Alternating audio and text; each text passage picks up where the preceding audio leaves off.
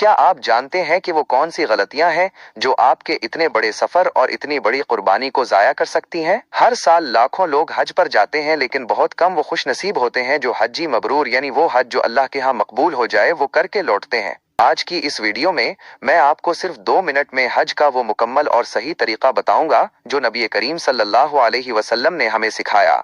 अगर आप इस साल हज पर जा रहे हैं या जाने की तमन्ना रखते हैं तो ये वीडियो आपकी जिंदगी बदल सकती है। नीयत और एहराम। हज का पहला कदम है नीयत। 8 जुल्हज्जा को आप हज का एहराम बांधते हैं।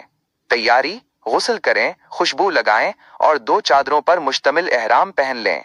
नीयत: ए अल्लाह, मैं हज का इरादा करता हूँ, उसे मेरे लिए आसान कर दे और कबूल फरमा। तलबिया: अब आपकी जबान पर लब्बैक अल्लाहुम्मा लब्बैक का विर्द शुरू हो जाना चाहिए। अब आप पर एहराम की पाबंदियां लागू हो चुकी हैं। मनीज की रवानगी। पहला दिन 8 जुल्हज्जा को आप मक्का से मनीज रवाना होते हैं। यहाँ आपको 5 नमाजें ज़ोहर से फजर तक अदा करनी होती हैं। ये दिन दरअसल आने वाले बड़े इम्तिहान के लिए ज़हनी और जिस्मानी तैयारी का दिन है।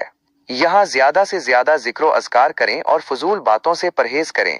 यौम अरफा, हज का रुकन आज़म 9 जुल्हज्जा, यही वो दिन है जिसके बारे में आप सल्लल्लाहु अलैहि वसल्लम ने फरमाया, उदास चेहरा हज अरफात में ठहरने का नाम है। जवाल के बाद से गुरूबी आफताब तक मैदान अरफात में क़याम फर्ज है। ये वो वक्त है जब अल्लाह ताला आसमाने दुनिया पर नुज़ूल फरमाता है और फरिश्तों के सामने अपने बंदों पर फख्र करता है। यहाँ खूब गिड़गड़ा कर दुआएं मांगें, क्योंकि ये दुआओं की कबूलियत का सबसे बड़ा मौका है। मुज़दलिफ़ा और रमी। गुरूबी आफताब के बाद बगैर मगरिब पढ़े आपको मुज़दलिफ़ा पहुंचना है। यहाँ मगरिब और इशा मिलाकर पढ़नी है और खुले आसमान तले रात गुजारनी है।